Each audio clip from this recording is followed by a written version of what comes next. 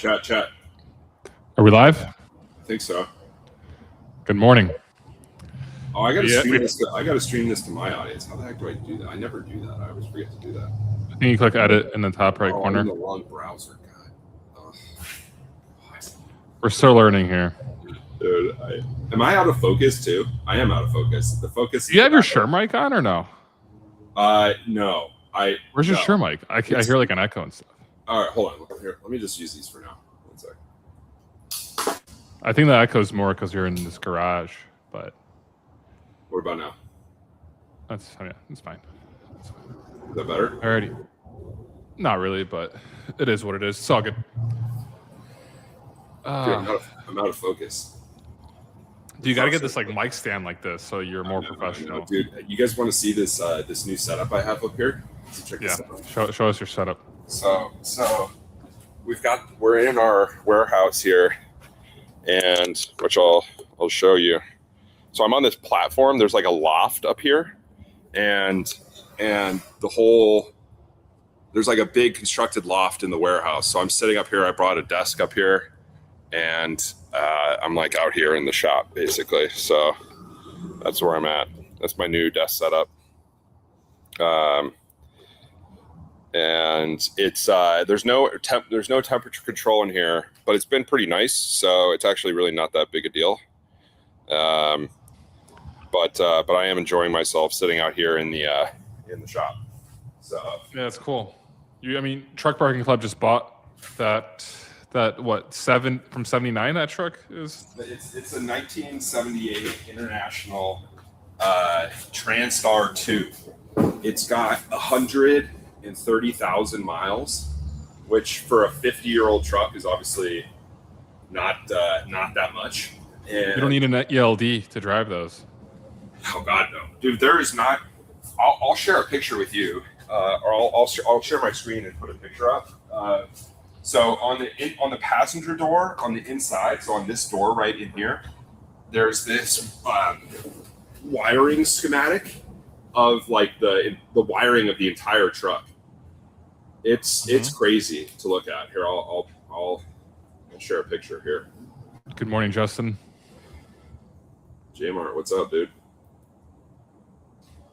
Good morning. What's the best way for me to share a picture? You should probably just share your screen. Okay, I'm gonna share my screen real quick. So here's this is like, you see this? 1 second, let me pull it up. I don't let me at the stage. What are we looking at here? So this is, like I said, if you open the passenger side door, that's the seat. So just right above the picture is the seat. So you're literally looking. You open the door. You're staring that in the face, and it's literally the wiring schematic of the whole truck, the whole system, and I gave it to ChatGPT or Claude yesterday, and I was like, "Yo, like, what is this? Basically, like, what's going on here?" And it broke the whole thing down for me. It's a complete electrical schematic with a whole system for identifying the wires and knowing, like, you can see that, like, there's Dude, the highway sounds from that room are insane. Bro, okay, all right, hold on. you might have to move back to whatever room you were in earlier. Well, I gotta just hold on. We're recording a podcast soon, Reed. We can't have 80,000 pounds of chat. Are we live? Yeah, we're live. The highway is literally right. I know. I could hear it. I just heard a truck like blaze through. It was very loud. Why is it like this? Hold on. Well, you also, if you had your Shure mic on, I think it would be better because the Shure mic's at least better. I can go get it. Do you want to talk some smack for 5 minutes while I go get this? Yeah. I'll take over. All right. I'll be right back. All right. Well, here, remove this. I'll take over real quick. Reed's gonna be back in a few minutes. Alrighty. If anyone wants to come and join us for the next 40 minutes or so, or even just hop in, let us know. But what is going on in freight news this week? Well, we did interview Ryan Rogers last month in Chattanooga. I would say actually, Reed did an interview with Ryan Rogers in the backseat of a car driving around the city. I want to pull it up right here. Definitely worth checking out if you're interested in learning more about the city of Chattanooga and its impact and what Freight Alley has done to Chattanooga. So definitely could check this one out. This came out this week. It's available on YouTube, Spotify, Apple Podcasts. Besides that, let's see here. News-wise, we got some. 1 second. Remove this. Alrighty, I guess we'll just wait for Reed to come back on.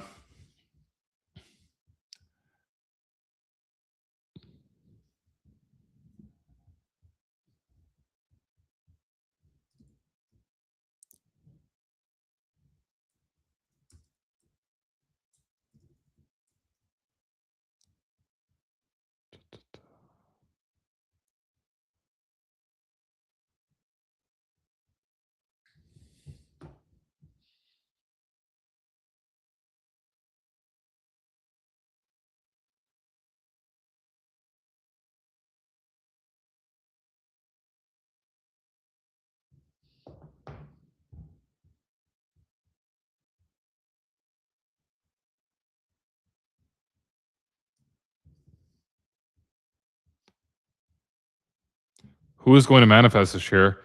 I'll be there. Come meet me at booth K10. What's up, Andre? I actually am. I don't think I'll be going to manifest this year, but representing our team, I think we'll have Ari there. So we'll definitely have some presence. Free Caber team will have some presence. But manifest is cool. So Andre, you're the. Let's see here. I'm on your LinkedIn profile right now. The founder of FreightBot. FreightBot is an AI-powered cargo van marketplace purpose-built to redefine how time-critical freight is moved across North America. Interesting. I'll subscribe to your newsletter, Andre, and connect with you on LinkedIn. Boom.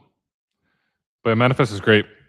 If anyone wants to kind of see like what's happening in the whole entire logistics industry, I think Manifest is just the best show to go to. That freight tech, venture capital, everyone from logistics attends.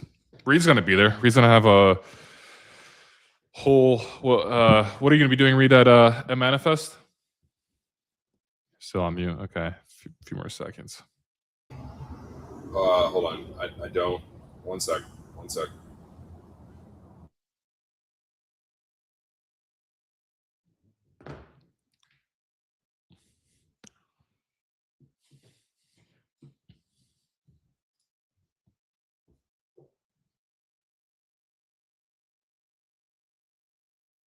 Can you hear me? Yes. Is that better? Yeah, it's good. You do not hear the street. It's a lot less. It's a lot more subtle than it was. Like it's a lot higher quality now than it was. Is it tolerable? Oh yeah. Okay. Right now it's a lot better. It's good. Yeah, your voice is nice and crisp. My microphone, or the headphones that came with this microphone, the little ear thingy fell off. Get out of here. I'll just have to use. Yeah, I'll just use the. I mean, I have the mic plugged in. What were we talking about? Manifest. Andre. So Andre was just messaging here, and I was on his LinkedIn profile, but he was asking who's going to Manifest. I know Reason to be there, and Andre is the founder and CEO of FreightBot, which is a AI-powered cargo van marketplace purpose-built to redefine how time-critical freight is moved across North America. So Andre's going to be there. You can connect with Reed for sure. Shout out Andre. Yeah, shout out to Andre. Is this close enough to me? I think so. Cool. Yes, I will be there. I will be there. It should be a good time. It's I guess in less than a month now. I think it starts exactly a month. Is it February February 9th? 10th.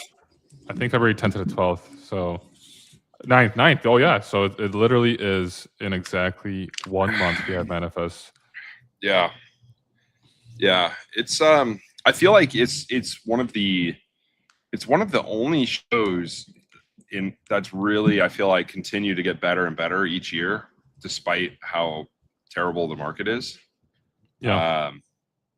I don't know. I mean, it's a good show for sure, and it's also kind of like the first like the first major show of the year. So like everyone's kind of like excited to be there versus when it's kind of in the middle or towards the end, everyone's just kind of burnt out, you know? Yeah. No, it's a great way to begin the year. I didn't go to last year. I went in 2023 and 2024. It's kind of BS that you're not going, dude. I'm just throwing that out there.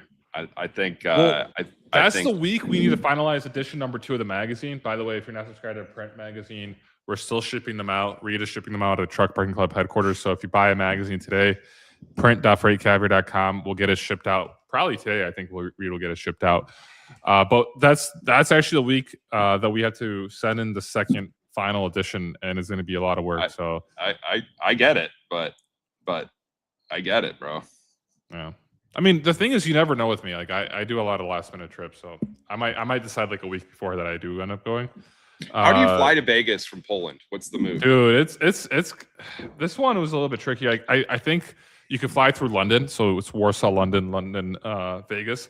But this one, every time I checked, and they're pretty expensive tickets. I could pull it up. But just real quick, FYI, if you are interested in going to Manifest and you'd like a discount, we are partners with Manifest. You could go to I'm going to actually maybe put it underneath here just so anyone that is interested in getting a discount, I think you get $200 off by using our code. So I'm going to just, let's see here, show. So does that work? Show. There you go. Yeah, I could maybe just put like, I think you get $200 off current registration. Off of nights. Wait, $200 off current. I don't know what's the difference between $200 off the current registration price, $7 off the on-site price. Okay. I mean, maybe it means if you pay at the door. which I don't know who shows up to a conference and pays at the door, but maybe some people do. I don't know. Remember when you showed up at TIA like 2 years ago and I got you a pass? Yeah, I guess I did show up. You were just at the door. Yeah. So real quick, okay, let's just say we want to buy tickets to Manifest, Warsaw to Vegas. Let's see what pops up here. This would be on the 9th. It starts, so that's a Monday. This is all in Polish money, so like, you know, I'm gonna change the currency in a second. So let's just say I stay until the 11th. I want to go in and out. The best way, honestly, the cheapest way is to fly through Chicago, but you have to buy separate tickets. But let's just say here. Okay, all these. Okay, 2 stops. Copenhagen and JFK is the cheapest price. It's actually not that bad. I think it's cheaper now than it was. This is for sure cheaper than it was. But okay, so it's 21 hours travel, and then on the return back, it's also. I guess it doesn't matter if it's through LAX or Copenhagen. I'd probably go through LAX just to have the longer outbound flight to Europe. So it's actually not that bad. Like this is actually, this is actually a pretty good flight. Be gone for 3 days. Now show us your credit card info and buy it. Should I just buy it on the spot? Just send it, dude. What the heck? You gotta come. You gotta come. You gotta come, and you gotta be running around with the magazine, dude. This is the time right now. You know, you gotta strike. Like it's a good sales opportunity for you. It's gonna be a good time too. You know it is. We can stay at the link. I mean, I stay at the link all the time. The link's the spot. I'm just worried about the magazine getting finished on time and being sent over. All right, we can figure out after. Yeah. So Garrett said that's my dream setup, dude. This is the dream setup, honestly. We've got a pretty dialed in little system here. when I'd never been on this loft until yesterday. I'd literally never come up here. And Has Garrett visited you yet at no, Ringgold? no. He's No, not Garrett, that far away. he's in North Carolina, I think, right? Like, No, not Charlotte. He's somewhere in North Carolina. I think he's in like Greensboro or I don't know where he's at, but somewhere. He's in North Carolina, so he's not that far away. I mean, I visited you, and I live in Poland, so I don't think there's any excuse there. Yeah, well, we'll end up doing some events here in the future, so there'll be plenty of opportunity to come here. But I feel like it is kind of like I feel like every dude goes through a phase where they like want to live like in a warehouse, like with a bed on the ground and like a computer right there, and then like some weights, and then like, you know, a bunch of Ferraris parked around you or something. Like that's I feel like I've seen pictures of something like that over the years, and I'm just like, damn, like that's dope. Like that's what I want. And cool. I guess we've basically done it. We do have a weight set. We got a squat rack. It's out of view, but it is down there. And I also parked the Tesla inside the garage and charge it in here as well. So we've got a lot of machinery in here. Cool. Yeah, I like the headquarters there. Yeah, it's coming together. I mean, it's a lot of space, but we're figuring out how to fill it out. So it's coming along.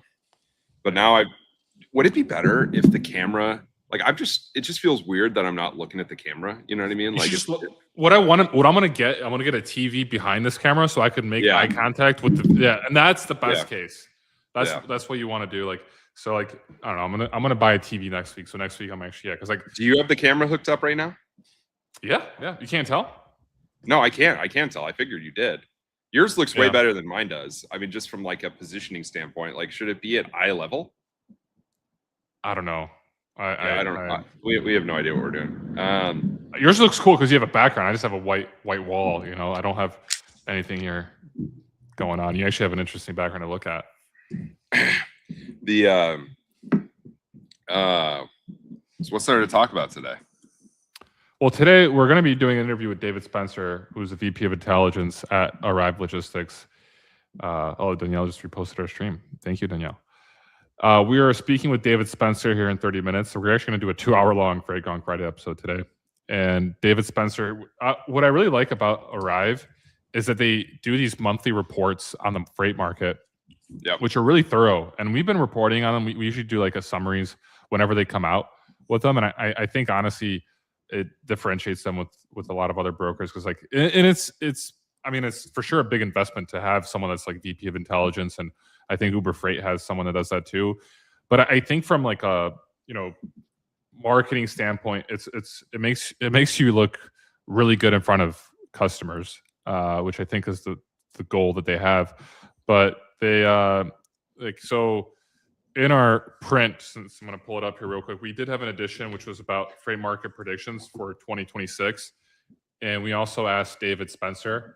And David wrote that driver supply becomes the wild card. Throughout 2025, the truck driver role has come under increased scrutiny.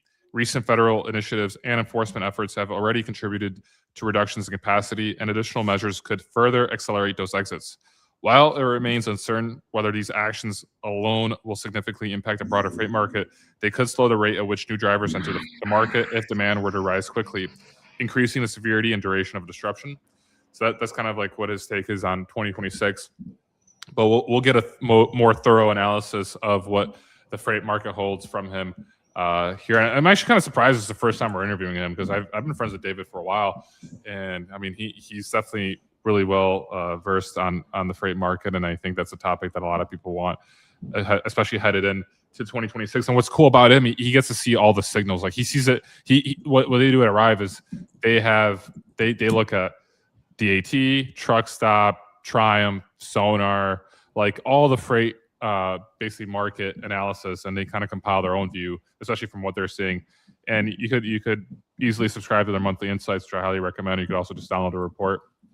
Let's see what they have from 2020 December 2025. It's not loading right now. But yeah, we're gonna I sent you a post by Matt Pyatt, the founder of Arrive. They recapped their numbers from 2025. Okay. I didn't realize they were so. I didn't realize they were so big.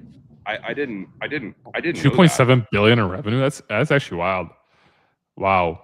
So another great year in the books at Arrive. We go into 2026 more confident than ever that we are focused on the right aspects of our business to continue to deliver for our partners. Here's a quick snapshot of what the team accomplished. Closed the year at approximately 2.7 billion in revenue with a Q4 run rate of 3 billion, approximately 3 billion. Grew truckload volume by over 25% and almost hit 7,000 truckloads per day by end of year. Wow, 7,000 truckloads. That's crazy. Earned 13 Carrier or Broker of the Year awards from Fortune 500 shippers, bringing our 3-year total to 42, more than double the next closest broker. Deployed over 1,000 product enhancements to Arrive now and reduced our internal cost per load by 7%. 2,000 customers shipped a new mode with Arrive. 87% of core customers now ship multiple modes. Over 600 core customers. Reduced fraudulent theft rates to 0.0012 in the first half of the year and further to 0.0004%, one in every 250,000 shipments in the second half of 2025. That's actually crazy to think about. And I mean, that's, if I were a shipper, that would automatically make me want to work with Arrive. Like that's incredible. I don't think any brokerage could say that. That like there should be some award given to like the brokers that have the least amount of fraud and theft rates. Just because, I mean, that's I think right now that's what like most shippers look at. Like, are you as a broker like able to do due diligence on the people you give our freight to? And that's huge. Wow. Delivered positive net income while continuing to invest over 25 million in long-term growth initiatives. 2026 is setting up to be an even better year. We feel great about our position in the market, the focal areas we continue to run at the team, and the team we have at Arrive. If you want to read more about our 2025 and some of our 2026 plans, please check out my annual letter. Finally, thank you to everyone at Arrive for making 2025 so special. Looking forward to 2026. And here, wow, that's actually crazy. Let me pull it up. Arrive Logistics. I'm like curious about Arrive Logistics story. I know they had like they were, I think, venture backed. Yeah, they are. They do got a lot of cool stuff going on, it would seem. So perhaps our David will have some color commentary on all this. But it is a cool story. I'm gonna pull up some cliff notes from Arrive Logistics, in the sense of like provide. Let's see here, ChatGPT, the Arrive Logistics story cliff notes. So it's founded in 2014, Austin, Texas, a modern tech-forward truckload brokerage. Core idea: pair strong brokerage fundamentals with in-house tech instead of trying to disrupt freight overnight. Wow, so they have in-house tech. The short story: started as a traditional brokerage, built sales plus carrier networks first. It's invested heavily early in internal technology to scale faster and operate cleaner. Focus on process data and pricing discipline, not hype. Why this stood out: grew during brutal freight cycles. Okay, let's just see here. Okay, I guess I didn't learn too much from this clip notes, but dang,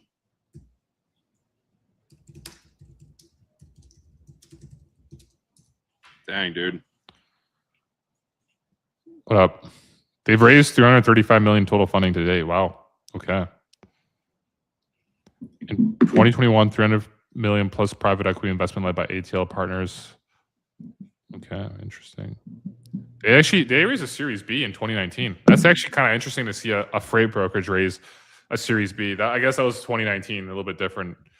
You wouldn't see freight brokers raising Series A or Series B nowadays. I'd be curious what they, companies like that are killing it, that are growing quickly, that are expanding kind of the depth, or their penetration into shippers, right? Like they talk about how shippers are using multiple modes, like they've got, that to me signals that they are successfully like integrating themselves with their customers.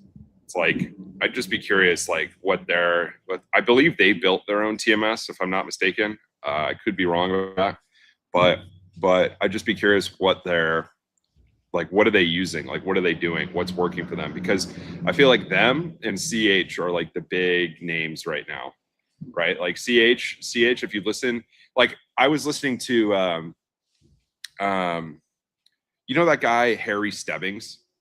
Yeah, the yeah, investor. 20 VC or whatever. Yeah. He had a guy from Andreessen Horowitz on maybe like a couple weeks ago, and I just happened to listen to it. And that guy, that investor, it was the first time I'd ever heard on one of these sorts of tech shows a freight brokerage name. Like that guy brought up C.H. Robinson as an example of a company that has successfully integrated, generative AI and agents into their business, like at scale, and seen a meaningful impact. That was in the news this week. Yeah, I mean, I feel like that's kind of like their obviously they're a public company, so they're sharing a lot more than your typical brokerage, but like, well, also selling it to investors, right? And to the I mean, dude, it's funny because I remember probably 3 or 4 years ago talking to friends that were working at CH, and they were talking about a lot of changes that the company was making to like the commission structure, to how they booked freight, to like how the sales teams worked, to like how carrier sales worked. And it seems like they've just taken, they've made like a pretty big bet on the future and have, taken steps to position themselves. And it seems to be paying off. Yeah, I mean, they obviously have a lot of capital to run with, but they're making the right decisions. Like they had a new CEO start, I think, 2 years ago, and I think he's been doing quite well. I think his start was quite bumpy because the stock market. I'm actually kind of curious with the stock market. Right now, it's good, but let's just see here. Okay, I'm gonna pull up. It's on NASDAQ. Okay, over the year, wow, what? They are up 65.5% over the year. That's crazy. Wow. Okay, that they've done a really good job. 5 years they've been okay. So most of the growth has been over the last year. I'm curious, max wise. Okay, if they went, I'm not sure if this is accurate, but it seems like they went public in 1997, and a 3,000% increase in value. Let's just see what it's been. Okay, over the last month, they've been up 10%. Let's see, you're already up a little bit. 69% in the last half year. Wow, look at that, Reed. C.H. Robinson is crushing it. Yeah, I mean, and if you just compare them to other 0.69%. Bro, hey, screenshot this. This is history right here. That's true Chad level performance right there. From a freight broker. I'm gonna tweet this right now. It's honestly kind of poetic. It is. Hurry, just make it before it changes. Know. Oh, it just changed, dude. Oh, I already have it. Oh, you got it. Good, great. Wow. Press release. Congratulations. Should I put breaking in front of it? Yeah, breaking for sure. Should I breaking? And should I put like an emoji, like alert, or like a stock symbol or something? Hold on. What we should do is here. Hold on. Before you tweet that, let me see if I can make some art on the air live right now. 1 sec. Live? You want to? What are you gonna do? Just hold on. Just keep distract everyone. Distract everybody. I'm really bad at distracting. I just went silent when you left. Go look. Compare. An interesting thing to do is just compare their stock to XPO, other like all other transportation stocks. I think the only other big public brokerage is RXO. They've been struggling. So like year to date, I'm just to do 1 year, they're down 40%. So it seems like everyone just left RXO and went to CH Robinson. Well, it's interesting because RXO did RXO acquire Coyote within the last year, or was that longer ago? I don't even remember. Dude, can I send a tweet? RXO acquired Coyote. I think it was like end of 2024, if I'm not mistaken. Yep. Just see here. When did RXO acquire? It's kind of crazy how Coyote's name like doesn't exist anymore. It's just gone. When did RXO acquire Coyote? August of 2023. Has it already been 2.5 years? Wow. Wow, dude. See, that's how out of the loop I am. Holy cow. Dude, that's just how time flies. Yeah. That's wild. That is wild. I remember when they acquired Coyote, the CEO of RXO is saying how like they they kind of felt like that was like the bottom, and that was a good time to buy. We actually had a video about it because he was at the stock market talking about that. But all right, what are we're writing Reed to create some art live. For the moment, we could leave this banner here. Just leave it up, bro. Leave it up. Breaking news. It happened live on the show. I love how I have like the European kind of like stock ticker where there's a comma instead of a period between the dollars and the cents. Let me see here. All right, distract everyone. I'm cooking something here. You're cooking. All right, you're cooking. Well, we actually haven't done a quick report on like the top stocks. We should do something. We used to do that quite often. So if you looked up freight stocks, I think Freight Caviar, we used to do this quite often, and they actually did quite well when it comes from like the top 10 freight stocks for investors in 2024. We did this. So this was this came out in July of 2024, so a year and a half ago this came out. So this was actually from a report where hedge fund ratings would kind of how many hedge funds were backing a certain ticker. I'm kind of curious here. We could do like a review of which ones actually did well. So Union Pacific, they had 87 hedge fund backers a year and a half ago. Let's put stock. Let's see how they've performed over the last like year and a half. So I just slew last year. Okay, only 2% up over the last year. 5%. Wow, this is not performed well. And that was number one stock that was backed by hedge fund backers. I'm curious if that's because they also have a dividend. They might have a dividend. Not sure, but the next stock was CSX. Let's see how they've performed. Let's see over the last year. Okay, 11%, which I think is still below what the S&P I think 500 did last year. So not too great. And over 5 years, it's the same. So pretty bad stock at the moment. FedEx stock. Let's see FedEx. FedEx over the last year, 16.5%. Okay, solid, not bad. This came out like a year and a half ago. So yeah, more or less, we're seeing some growth. What else is next? Norfolk Southern, NSC. Let's see here. 24% over the last year. Pretty solid growth.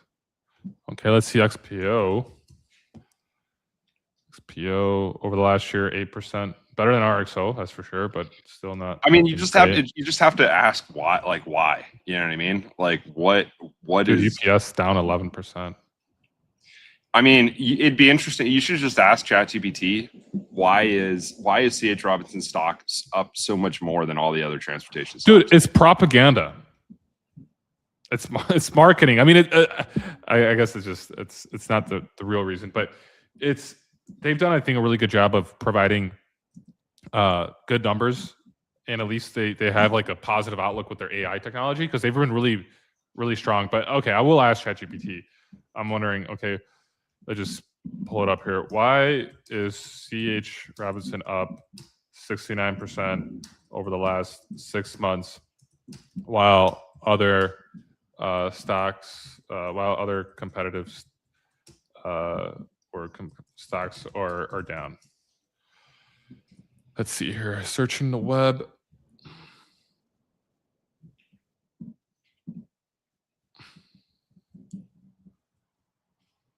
Eagle Materials? Why is Eagle Materials? I don't know what Eagle Materials is. See, JB Hunt. I'm curious how JB Hunt's up 33% over this last 6 months. That's actually quite impressive too. Okay. Why C.H. Robinson stock is up 69% over the last 6 months, while many transport logistics peers have lagged. Earning and profit beats.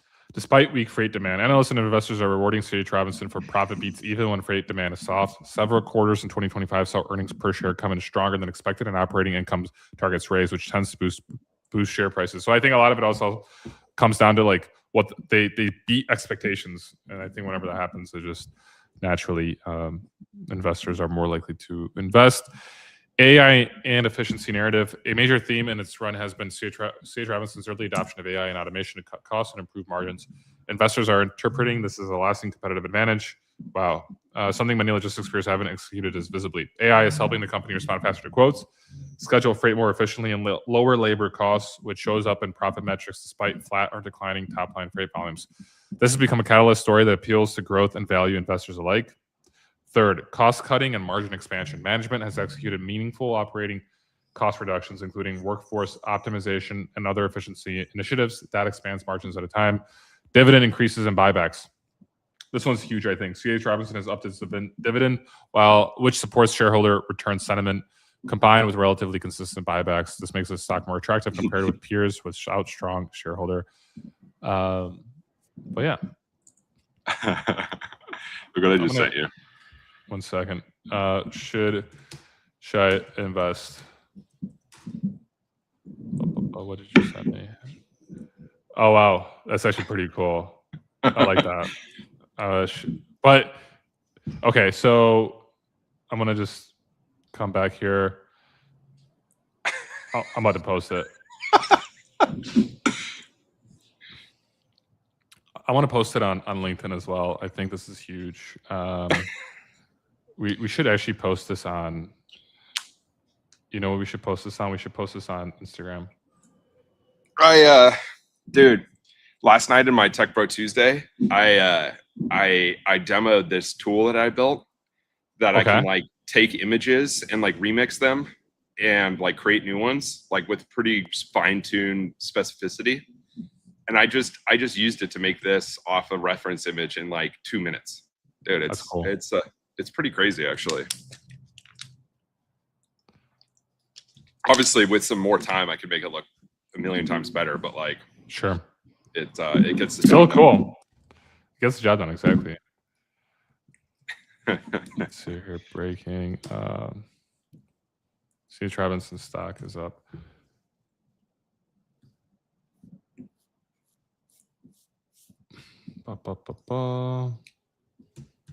This is nice. I like how we're breaking news live on the show.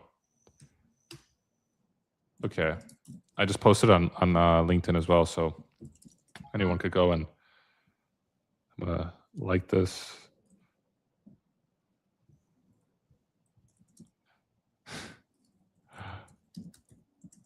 I'll repost it.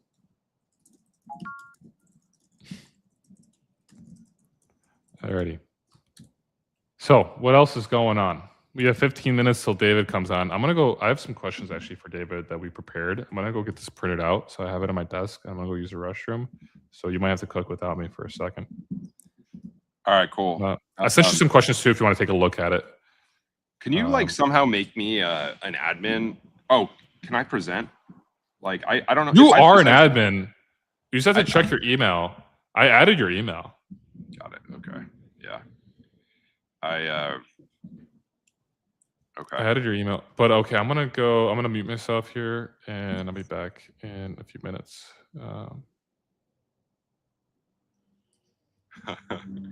Man,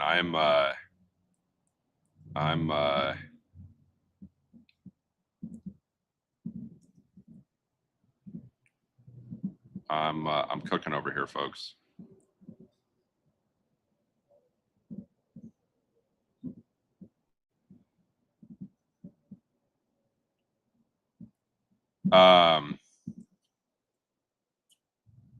Talk about the FMCSA and freight broker forwarder responsibility and compliance changes coming next week. Chase, I don't know anything about that. Is there? I can ask ChatGPT about it. I've seen some people post, but I haven't gone too deep, so I don't really actually know what's going on.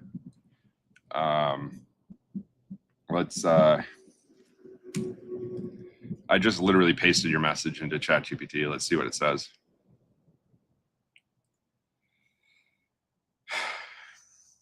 Steadily signaling a shift towards stricter broker and freight forward responsibility and compliance enforcement.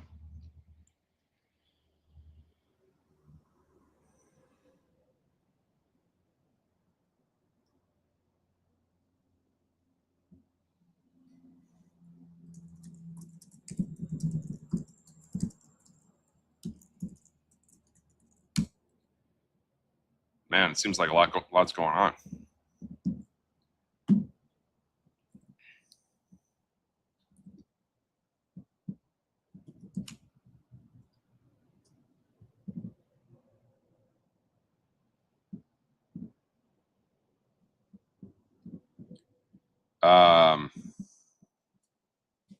Chat, are we live? I think so.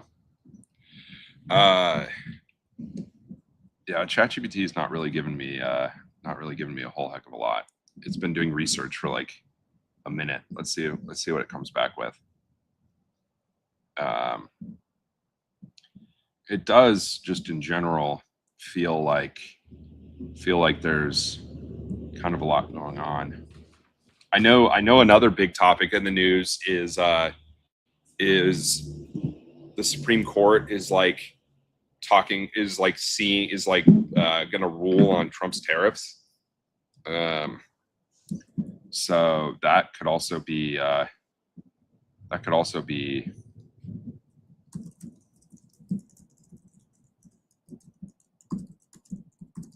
I just asked it to talk about that too. We should probably understand what's going on there. Supreme Court's about to issue a major ruling on whether why does it say former President Trump?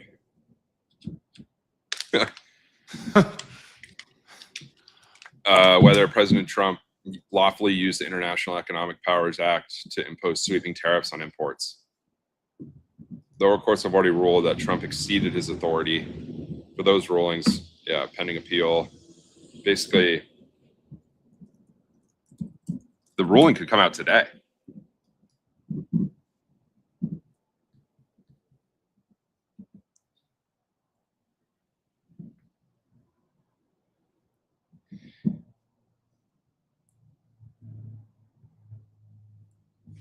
What are the implications for the freight market? Wow.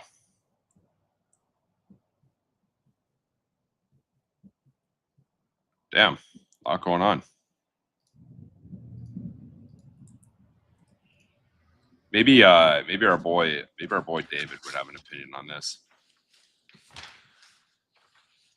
You want to hear some questions that we have prepared for David Spencer?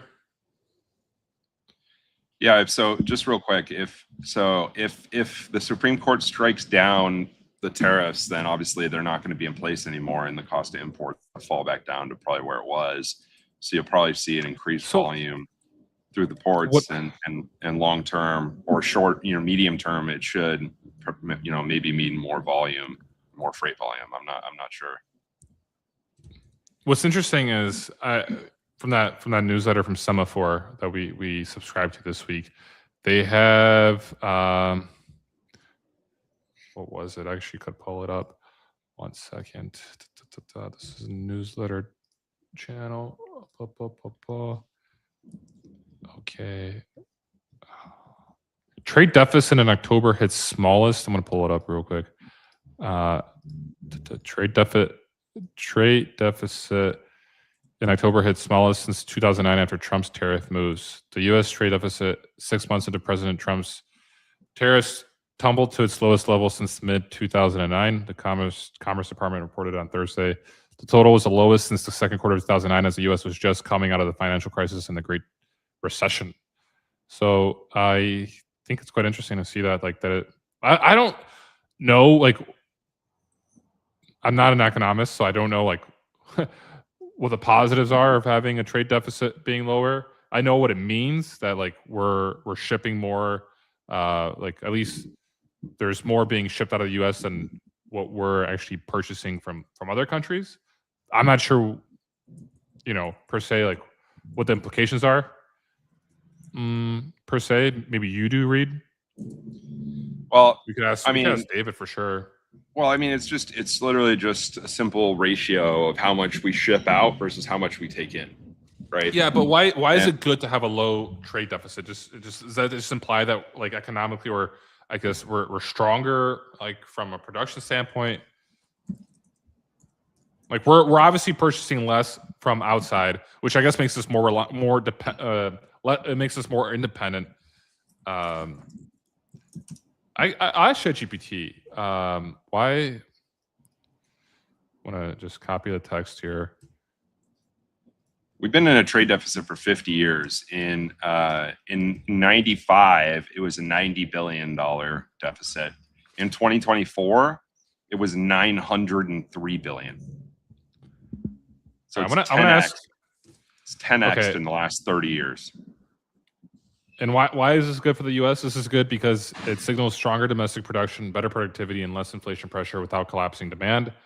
So the U.S. is producing more of what it sells. When the trade deficit shrinks because exports rise, that's real economic strength. U.S. exports up 2.6%, imports down 3.2%. Deficit fell to 29.4 billion, lowest since 2009. That means U.S. companies are more competitive. Foreign buyers are still buying American goods. Growth is coming from production, not just consumption.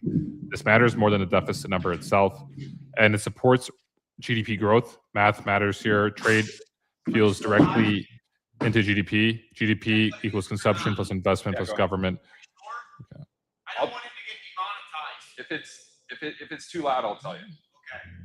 Okay. Chad's. It might get loud. We got to be good for the podcast.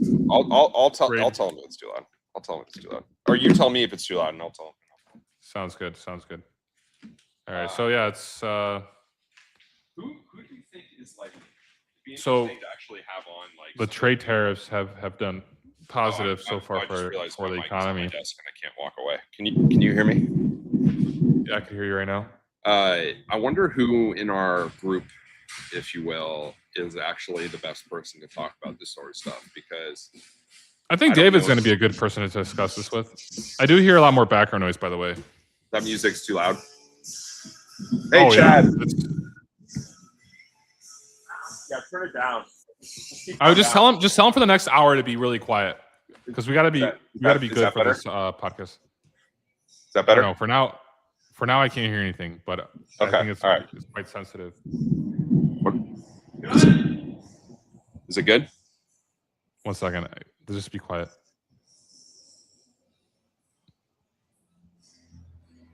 Right now it's good, but yeah, I guess right now it's good. All right, cool. So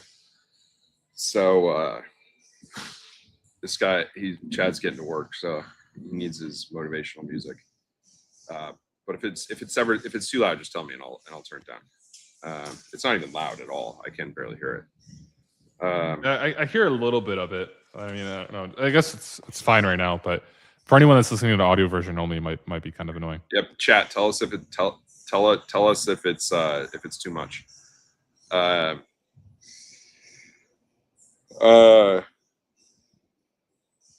So yeah, maybe David would actually have some good insight on all this. I think it'd be interesting. Dude, I think you might want to go back to your room for this podcast recording. Okay, well then I need to reposition right now. I think it'd probably be best just That's fine. Yeah, just then I need to leave for a second. So you need to. All right. You need cool. to. I'll take over. Distract people. All right, I'll be right back. All right, we're about to interview David Spencer. This is David's profile. We'll do the interview live, and the podcast will also come out on Tuesday. But the interview is going to be live. He's a VP of Market Intelligence at Arrive Logistics. We both went to the University of Illinois at Urbana-Champaign, and we also both grew up like in the same part of the Chicago suburbs. So we have some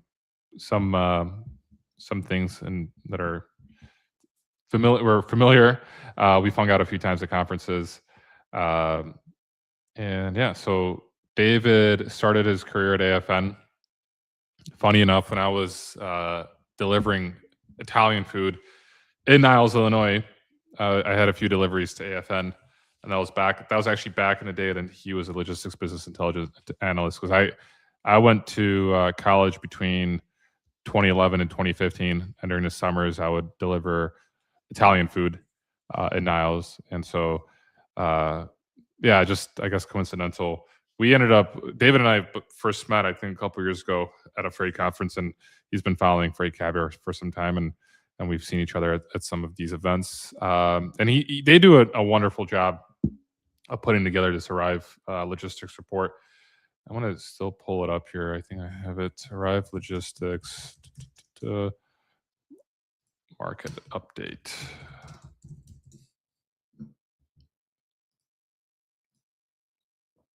Let's see the latest, December 2025. Let's download the report.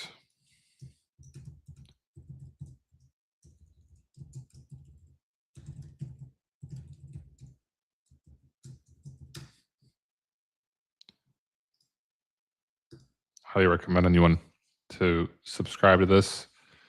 Okay, let's click here to download it. Okay. This is the market update from our Arrival Logistics for December 2025. Got David right here. Okay. Market memo from the desk of David Spencer. The holiday peak season has been anything but quiet. Despite weak overall demand, a stretch of seasonal bumps and winter weather events in early December sent tender rejections soaring to the highest level since early 2022, sparking a surge of spot activity in turn. The resulting tightness will likely continue building through year-end as winter storms move across the Midwest and Northeast and more drivers take holiday time off. While this stretch of volatility alone is unlikely to drive a meaningful shift in macro conditions, it does make clear that the market is firmly in balance and vulnerable to sustained disruption in 2026. Exactly when that might occur depends on several variables, starting with demand. For now, volumes remain weak aside from seasonal influences and should return to pre-holiday levels once conditions normalize in mid to late January. Imports are also down more than 10% year over year in Q4 following the summer pull forward boom, offering little to no near-term relief. Looking ahead, tariff policy will be a key demand variable in 2026. Greater clarity around enforcement and progress toward a renewed North American trade agreement may help stabilize cross-border flows and spur a manufacturing recovery. But the broader implications for demand remain uncertain until tariff impacts fully work their way through the economy. On the consumer side, the National Retail Federation expects holiday retail sales to exceed $1 trillion, meaning that spending continues despite inflation. That strength will support near-term demand, but also carries the risk of pushing inflation higher once tariff-driven price increases reach shoppers, which could ultimately soften freight volumes. Political developments ahead of the 2026 midterms add another layer of uncertainty, with the administration floating potential stimulus measures that would temporarily boost economic activity. Supply also faces several meaningful risks. Heading into the new year, low equipment orders persisted through November, shrinking the tractor population and limiting the market's ability to absorb future demand shocks. Regulatory uncertainty from the FMCSA's non-domiciled CDL rules to sweeping driving school audits could also have a significant impact on capacity, depending on how enforcement plays out. For now, expect volatility to continue well into January before conditions settle into the delayed post-holiday lull. Read on for a detailed breakdown of demand, supply rates, and economic conditions as they stand mid-month. That is David Spencer, who we're about to interview live. We got David Spencer here. We got Reed setting up his stage. What's up, David? How we doing? Good to be here this morning, Paul. Yeah, it's good to have you. I was actually telling Reed, I was like, it's kind of crazy how we haven't had you, like, we haven't interviewed you yet, right?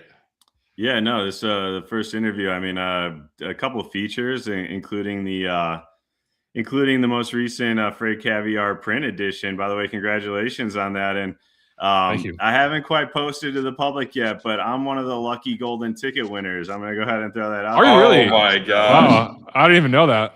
Yeah, That's cool. Don't worry. We'll get that out there on the socials here to promote that. But yeah, excited. Nice. It was fun to open that up and to see the feature and to see the golden ticket in there. That's a fun little addition.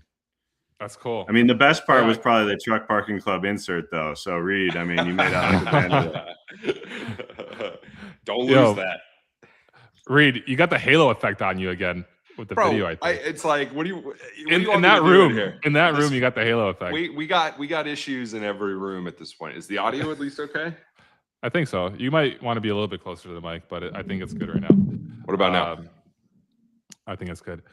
But yeah, I mean, David, we met a couple years ago, and I think what was interesting is like we had so many things in common. That, like, for example, you grew up like in Park Ridge. I grew up in Des Plaines, but you went to Maine South High School. I went to Maine East High School. Then we both graduated from U of I, although you're a few years older than me. So you graduated, I think, in 2011 or 2010. 2010, yeah, 2010, yeah. 2010. So I started college in 2011.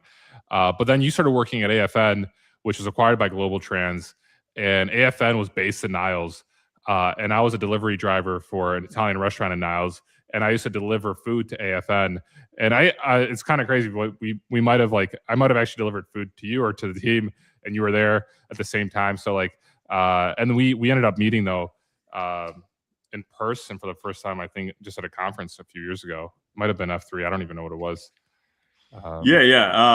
I think it was F3, and yeah, I noticed that too. And I know we've been in touch and in talks, so it's good to finally see us come together here to do a little content.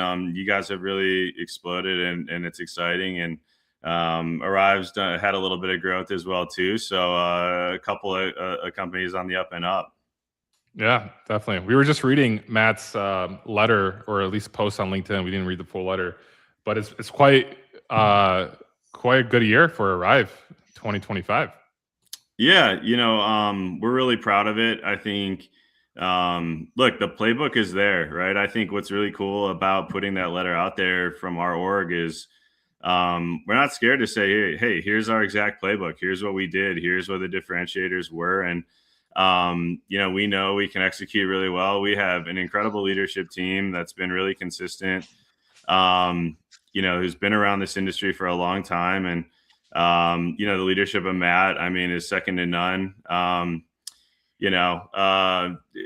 so to kind of follow that, I mean, we had some good success this year, some good growth. I mean, for a number of reasons.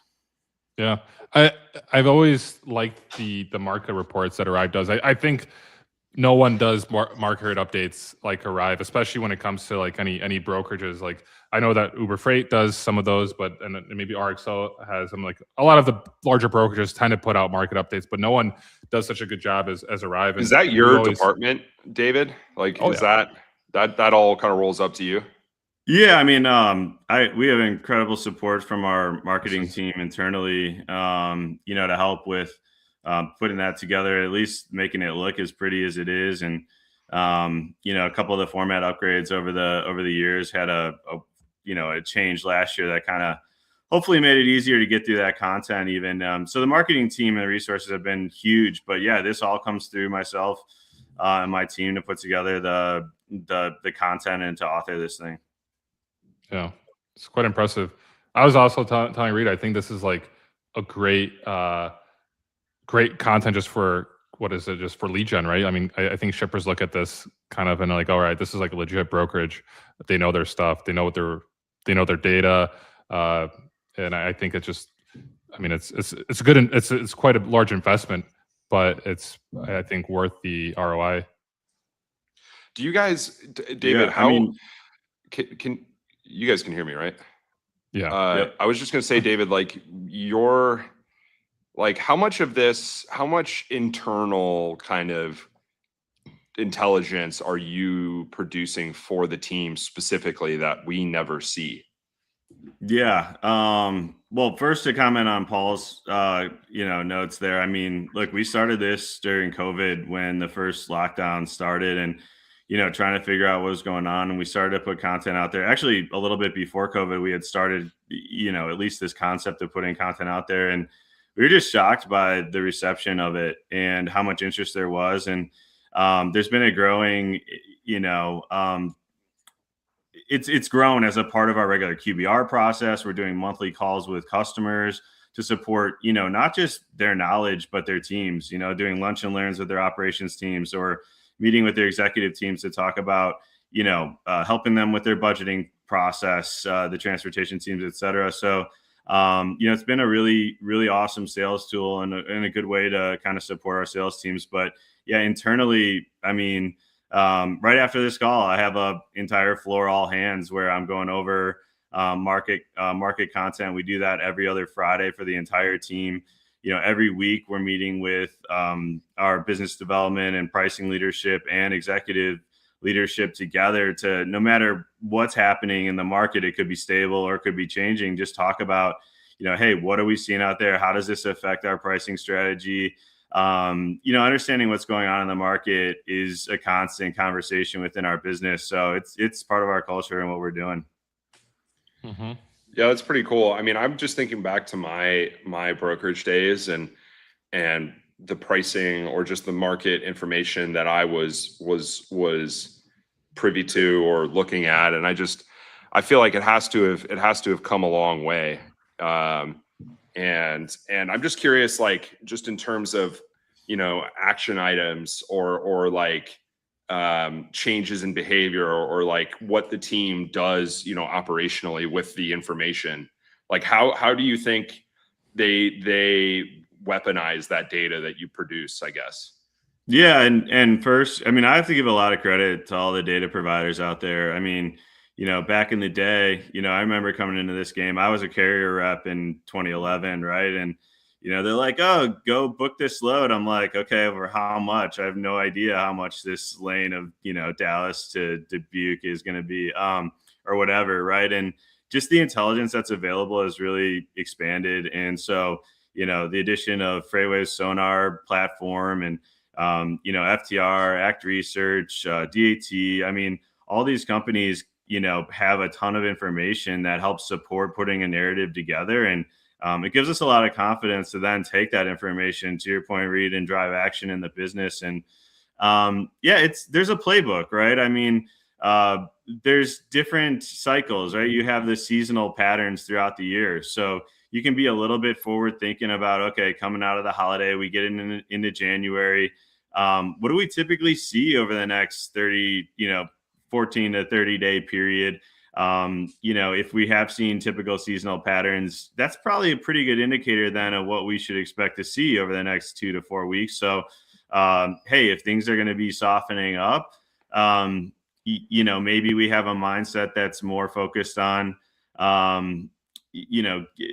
continuing to ensure the parts of our business that are going to perform, well in those markets are finally tuned, and how do we kind of convert, right? I think right now, for example, if we're expecting as we get in the back half of the month, conditions to settle, we feel pretty good about our service that we provided throughout the holiday disruption. And hey, maybe customers are happy with that and other providers failed. So we're advising our reps to go out and say, hey, where are there lanes that other carriers are failing on? Because we're about to get into a little bit of a downturn that our good service can allow us to go and put some pricing out there and maybe try and bring that in house. So finding unique ways to grow based on the conditions we're seeing in the upcoming environment. That's just one example, but it's part of the regular conversation. And it's how has the kind of the data sources, like you shouted out all your data partners, like how has that improved? You said you started doing this kind of work 5 years ago at this point. Like how has that changed over the last 5 years? Yeah, I mean, for the most part, a lot of the data in that time frame has been consistent. I think what's changed is what we look at, right? Like global trade didn't have as big of an impact until COVID on the domestic freight market. You look back, all these cycles have different drivers of what causes them. Going back to 2014, there's a fracking boom and a polar vortex, right? So we didn't really caring about imports, right? So I think really what has changed is more like what we look at as we go through different cycles, and we see different, external forces acting on the market. But I mean, we continue to see different data sources evolve and expand. But really, our understanding of the data has mostly improved, right? You kind of look at trends and truck orders, for example, is something that used to be a lot more telling of capacity moves, and I think we're getting back to that. But during COVID, we saw an amazing amount of truck orders. That didn't necessarily mean capacity was coming back in the market, because there were semiconductor shortages that didn't allow them to come back in. So the value of the data changes and what data we look at changes. But in the last few years, it's been pretty consistent on what's available. I think it's more over the last 10 to 15 than the news sources have really given more intelligence. And I think more people are looking at it over the last 5 years. I'm not the only one putting content out there. I know you guys are circulating other sources, other providers. Freight LinkedIn and Freight X are so active with all these insights. You just see way more people, way more in tune with the market, and that's been a lot of fun. Yeah. And you guys also have a ton of internal data, and that's grown as a source over the years as you guys have scaled, right? I mean, what Paul, what did the report say? 7,000 truckloads or something in per day per day. at the end of the year. Yeah, so you guys are privy to a lot of transactions, right? Like, is that important? An important piece of the picture? Yeah, for sure. I mean, we're reading indicators off of that too.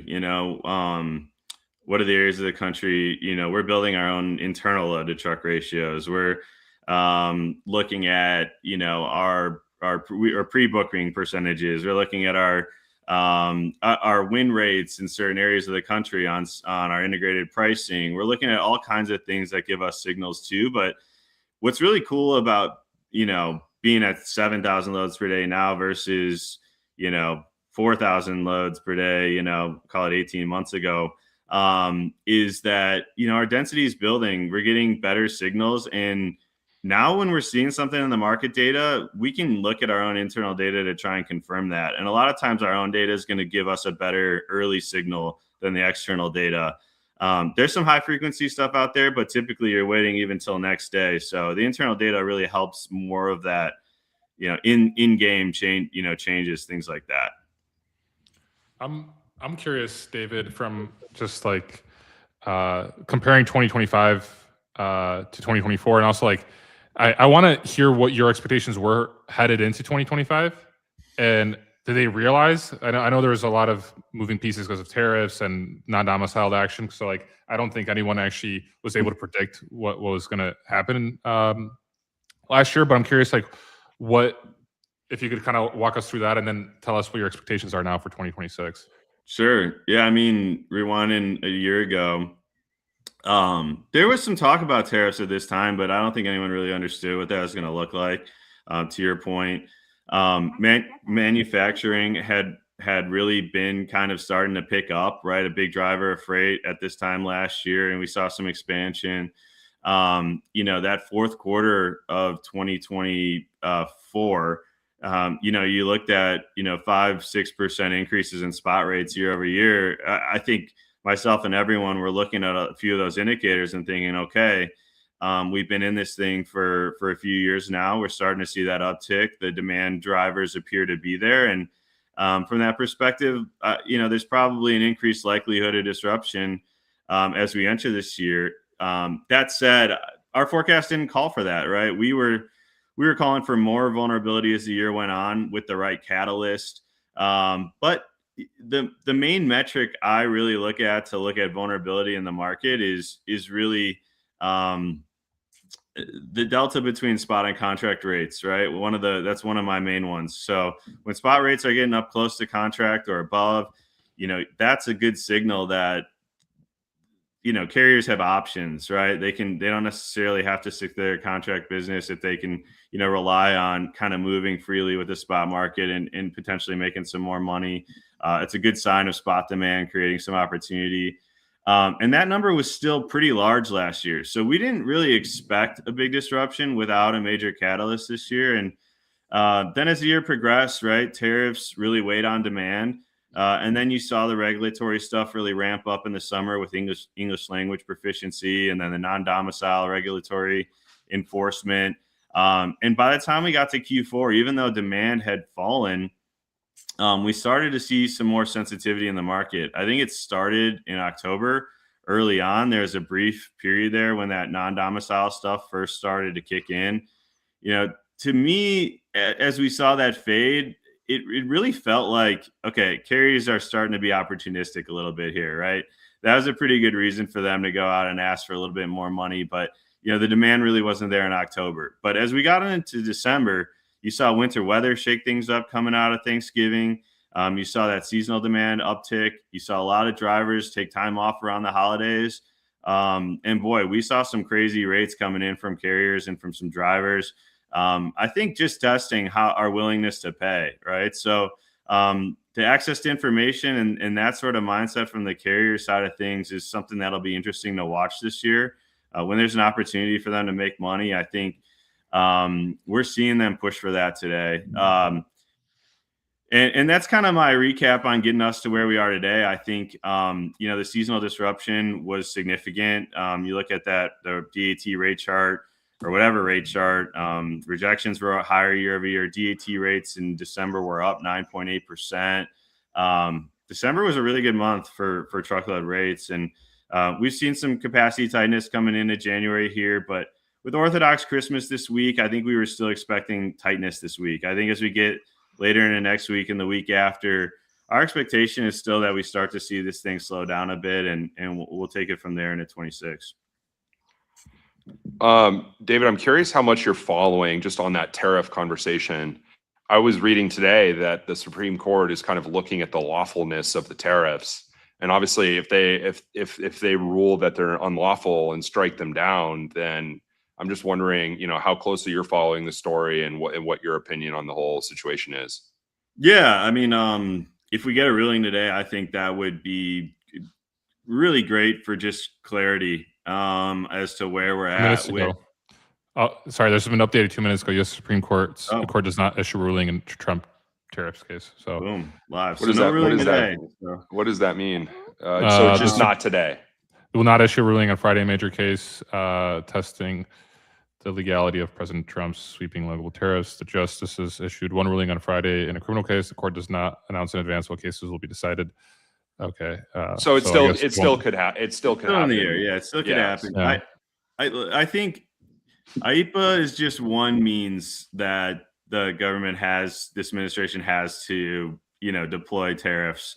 They have other section tariffs they can deploy. I think the agreed upon sort of concept here is that if IEPA gets struck down, they're going to use the other section tariffs to still deploy, the tariffs on specific goods and commodities. Now, it's not as flexible, and it potentially won't be as immediate. So, depending on what that looks like, yeah, you could see an inventory, restocking boom here, drive like a little bit of a push, but my instinct is that as you get past that initial boom, you're going to continue to see tariffs be a factor in different ways and still limit demand.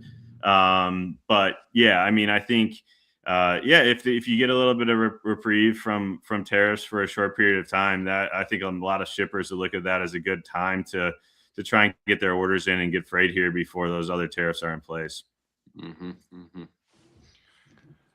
What's your take right now for 2026, David? I think from what your data shows, it's going to be pretty modest growth, and I'm wondering, like, what does that actually mean, and what is your take? Like let's just say we have a carrier listening in. What would be maybe some recommendations that you would give them, or some just insights from your data for how they should maybe be thinking about the year? Yeah, and in our forecast, which we're going to put another forecast out later this month that we're already working on and starting to communicate internally. But as a preview, spot rates in that forecast we have being up around the 8 to 10% range. I think there's more upside potential there with the right demand catalyst. So not exactly sure where that's going to come from yet. And we're not really in the business of predicting, this administration's moves or, black swan events, right? So, I think with what we know today, the recent holiday disruption is a good signal to us that this market's probably more balanced than many thought coming into that period, and the sensitivity is going to be there. So, and that balance, but David, has that balance been driven largely by capacity exiting the market? It's probably, it's really hard to nail that down, right? Exactly on what's creating that, but probably, right? I think if you look at a lot of the demand indicators last year, most of them point to down, right, throughout the year.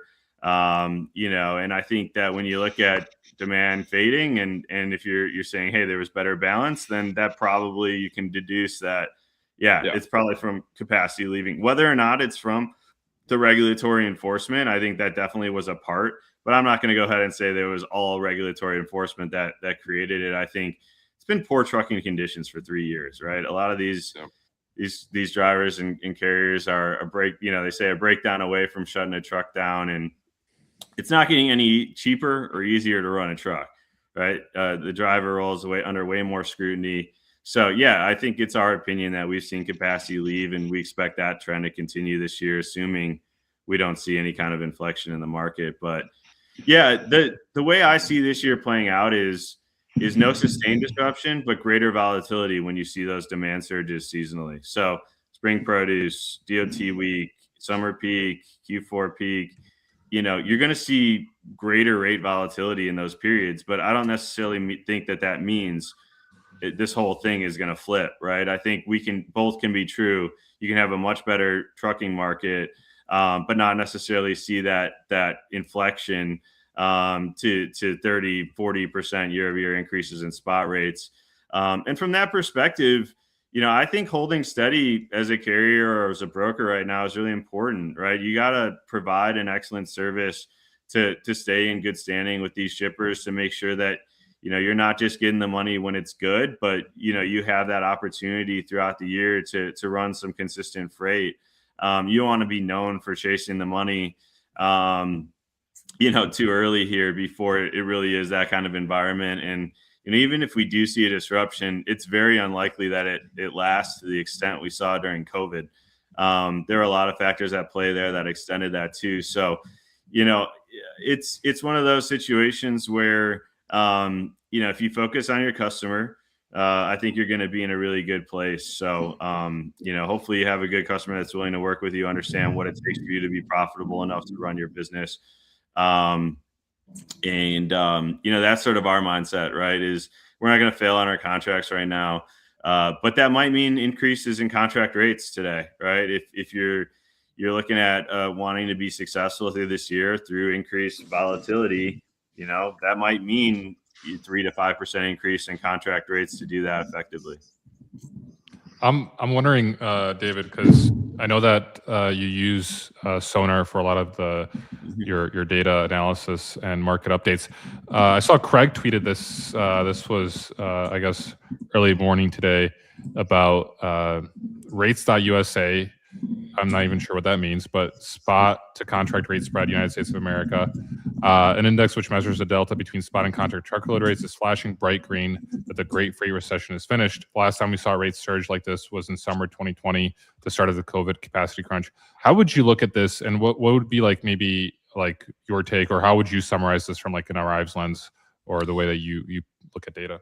Yeah, I mean, look, when spot rates are above contract rates, that's a signal that, hey, the spot market's pretty hot out there right now. And usually then that drives resetting of contract rates, for pricing that's going into effect. And I find it interesting in this chart that he set the red green at 50-cent delta. I probably would have set the red green up at 0 personally. What does that mean? Because I think that's really that's the difference. So if you, in this case, it's spot minus contract. So right now we're seeing spot 23 cents below contract rates is what I believe this chart shows.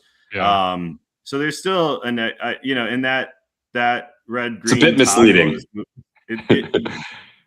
Look, I think that the point that Craig is trying to make is that the rate increase has been pretty significant as of late, and I think that's a valid point. But I think that the higher this number is, the more vulnerable state we're in to see a more sustained disruption. That's how I read this chart.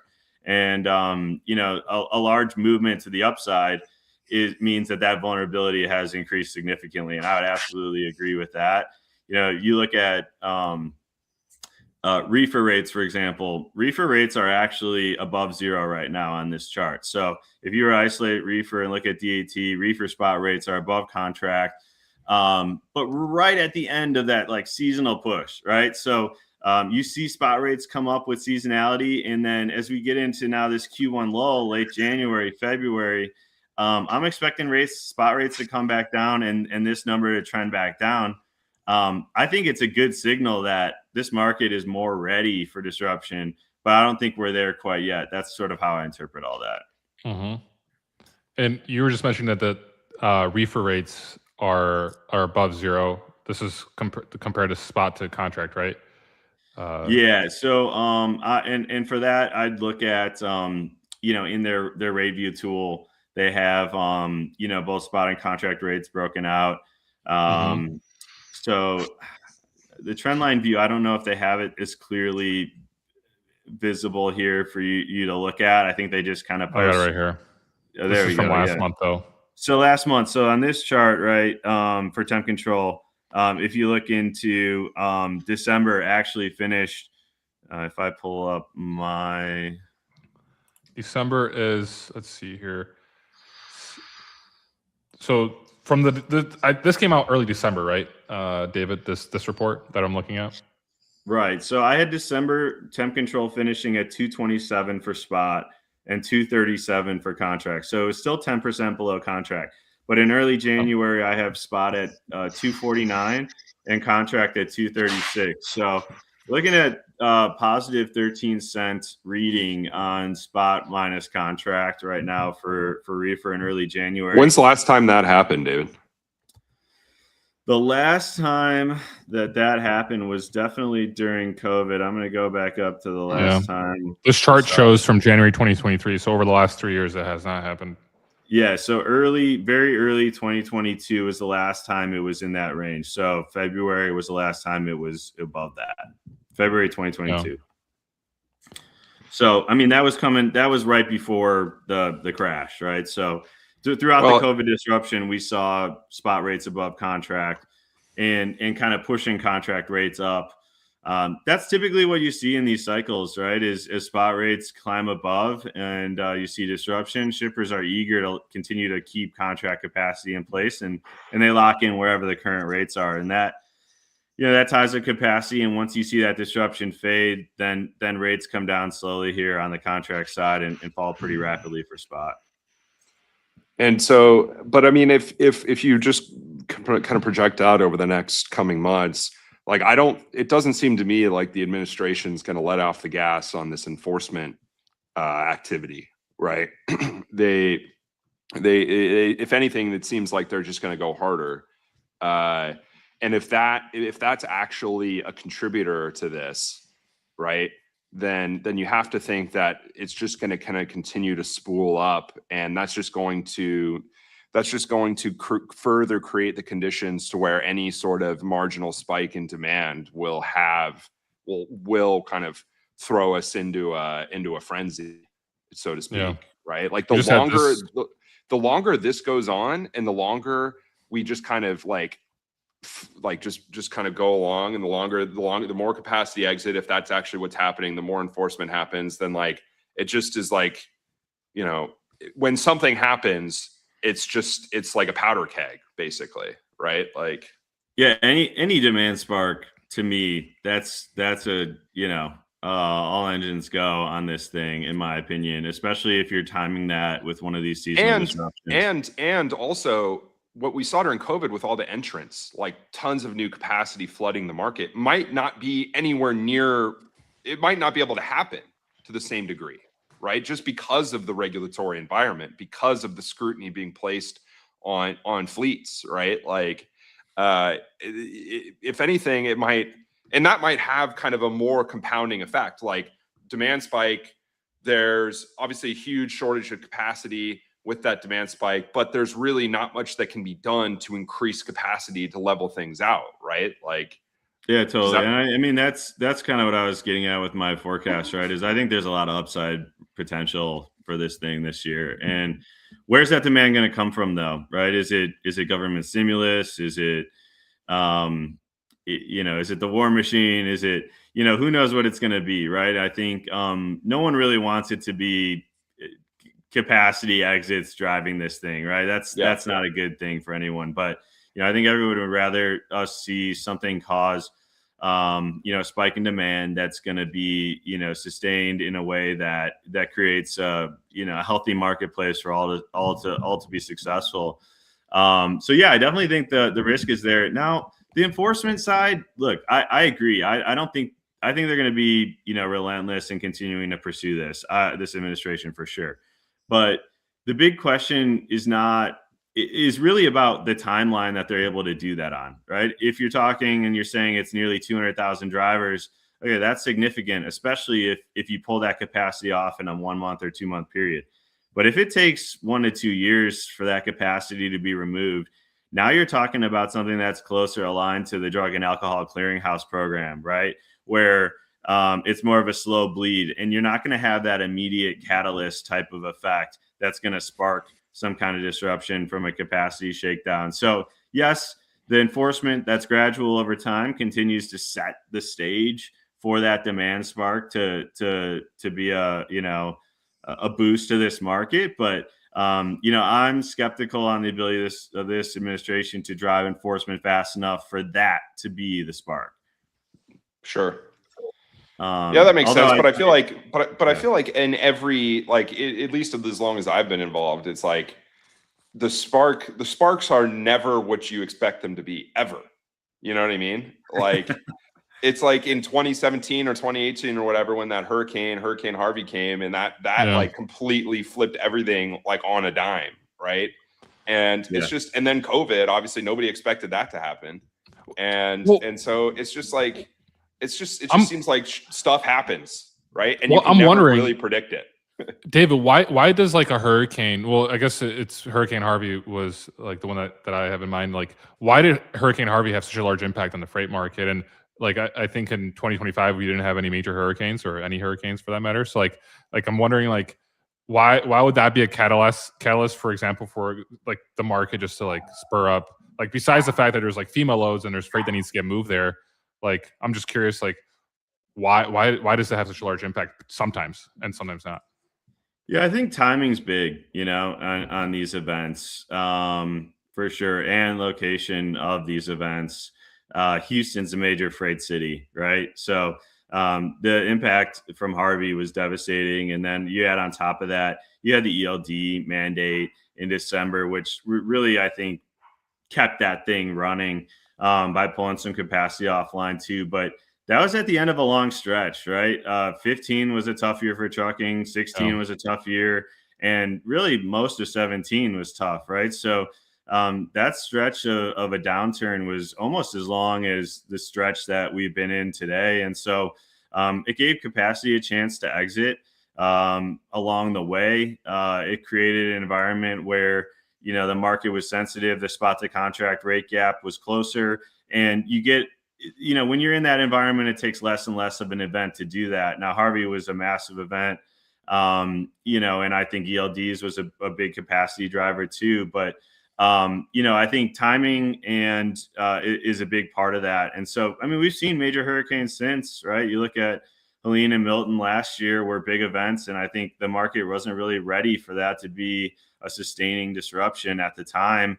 And, I think as we get into this year, you look at, okay, let's look, DOT week is mid-May. The next week is the week leading up to Memorial Day. And then you enter that period through July 4th for summer peak. You see the right kind of event in a period where capacities come offline for a reason and your demand is spiking already, and stack on top of it. That's a great time for an event like that, or a catalyst to shake things up. But you need a big one to hit the right spot. In that case, I've actually seen winter weather be more disruptive more frequently. It tends to be more widespread. It tends to shut things down over a longer period of stretch and affect travel over a much greater area. So, I think if you're looking at, hey, what's the next big thing that could shake things up? If you're rooting for that, you're probably rooting for another Texas ice storm as we get into February. Do you look at the weather quite often and just kind of just to see what's the forecast? Like every day. I'm like a part-time weatherman too. So you gotta know it's coming. I mean, that it has a big impact, right? I think it's one of those things. Mainly we're using that as an indicator for, even right now, this morning you're looking, the forecast looks pretty calm-ish right now, the longer term across the country. But late next week, there's an area of the Midwest and the Northeast that has some potential for snow and ice. So that's going to affect our operations on how we're pricing spot, especially in our integrated pricing for next week. We're going to protect a bit if there's some potential for weather there. So that's part of the day-to-day operation that's driving the conversations operationally in our business. Just on that operation side, David, I'm just curious, like, as like, take that example of like potential for ice storm next week. You guys start seeing, spot freight in that domain. You're aware that there's potential for weather, and that's all informing how you're pricing that freight, so you don't catch some sort of falling knife, if you will. or be left holding the bag on something that actually you mispriced because you weren't aware of the weather situation, and you call carriers and they're like, no way in hell am I going to New England right now, right? Like how fast is that process happening kind of internally with you guys? Yeah, the weather patterns don't change that frequently, but if we do see something meaningful in the forecast, I mean, it's every day, right? And we're making adjustments and changes to our pricing strategy from a spot perspective, sometimes multiple times a day. So it's a regular part of our conversation. We're always monitoring. We think if there's signals that we're getting, first off, our predictive models, I think, are really strong. I don't know, it's hard to compare to other businesses, but they perform really well, and I think they pick up on a lot of the signals. But sometimes it's hard for them to see the future as clearly as we can kind of nudge it a little bit. So we hold its hand a little bit on some of those weather things, and day to day, sometimes multiple times a day, we're making changes or updates. How is I guess to bring this back to the topic that everyone wants to talk about, AI, like how's your process, I guess, changed over the last couple of years just with all this stuff that's available now? I'm just curious. Yeah, I mean, it's first and foremost, I think we've done some stuff around AI within the business. Our focus has really with AI been helping eliminate the day-to-day tasks for reps that are less desirable, right? We all know being a rep is a tough job, and that kind of, especially when you're on the clock all hours, right? So how do you eliminate some of the pain points of the job for the rep to make them more focused on selling and less focused on tracking or document collection or whatever it may be? So communications, check calls. So we've first focused on eliminating some of the tasks that are less desirable and enabling us to continue to focus on relationships and selling. But in my role, I mean, we're starting to experiment with that a bit, right? How do you use some of the analytic tools within AI to be identifying some of these patterns or trends that might be signaling to us we need an operational change or things like that. But a lot of the technology sounds really great. It takes a lot of time to train these agents to do exactly what you want it to do. And that's definitely a work in progress for us. So maybe come back and ask me that question in 6 months to a year, and I'll have some more information on some big wins we get out of that. Well, what's just interesting to me is I was just thinking about how essentially you guys are taking in all these inputs, right? And you're forming an opinion about what action should be taken by the company kind of at large, but obviously that means actions by all the individual participants. And you as like and you've got models and you've got all this stuff to really try to digest it all. But I mean, as time goes on, there's just going to be more ability to funnel more inputs into the models and to drive kind of quicker and quicker response times to those suggestions that it spits out. It's just going to be interesting to watch that process evolve. I mean, I'm sure it's pretty exciting time to be sitting where you're sitting. Yeah, I mean, there's no shortage of questions you could ask of the data to get an insight into, how to make an operational adjustment. We're thinking about pricing strategy, right? Like, there's all kinds of things you could look at. What does truck entry look like? What does our capacity surplus look like? How does that marry to these opportunities we're seeing to price freight for our customers? And how do we identify that? There's a million ways to slice and dice this data. There's 135 markets within the US. There's all various equipment types. How do you're constantly slicing and dicing the data? It's hard for a human to have eyes on everything at once, right? So, if you can really leverage AI to be noticing these patterns and these signals, it can give you a leg up on where to target freight. And not just because that's what the market's offering you, but that's because that's what it's ideal for our business. And again, though, it takes a lot of work to train these agents to identify those patterns and trends and to spit something out to you that's going to be unique or relevant as to what you're thinking. And that's sort of something we're doing on this side more than incorporating today, because I think that for the large part we have good channel checks and communication lines within the business. Our zone leaders on the carrier floor are very communicative with us, and driving notes on what they're seeing throughout each day to ensure that we're always on top of these things for now. But we're really excited about what the potential could be for AI to help support those processes and really help us at scale, right? As we move from 7,000 to 10 and beyond, right? I think, it gets harder and harder to do it manually. I actually fed the December 2025 report to ChatGPT. I could pull it up right here. I fed it and I was like, with this outlook, how should I plan 2026 as a freight broker and as a carrier? So the 2026 freight reality, demand soft to flat most of the year, imports down 10% year over year, manufacturing still contracting. Any rebound is late Q2 or Q3 at best, not guaranteed. Do you still agree with that, David? I think coming out of the holiday, you can never.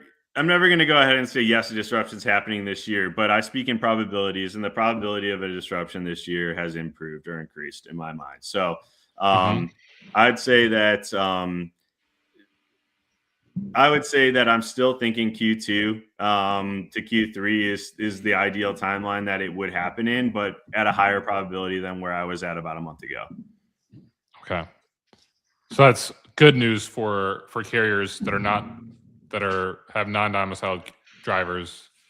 And like, most of this rebound, is it mostly because of supply decreasing, or is it because of actual real demand increasing?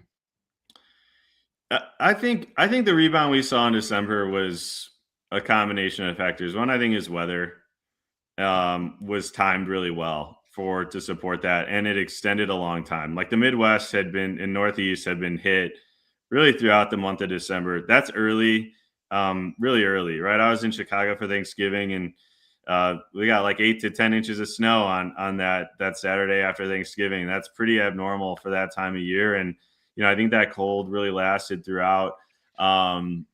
I know Reed's posting pictures of Chicago, aka the Amalfi Coast, like it's not snowing, but it was tough weather conditions up in the Midwest and Northeast throughout December. And I mean, what about California? Like California has had crazy weather.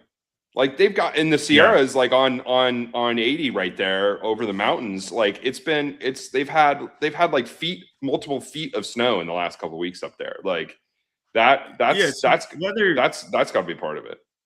Winter weather is a big factor, right? And then we heard a ton of anecdotes about like from carriers. Look, like you couldn't pay my drivers to not take 2 weeks off at the end of the year here, right? Like it's been a long year, been a long few years. That's what they do every year. Capacity takes time off around the holidays, right? I think this year the way that Christmas and New Year's fell in the middle of the week.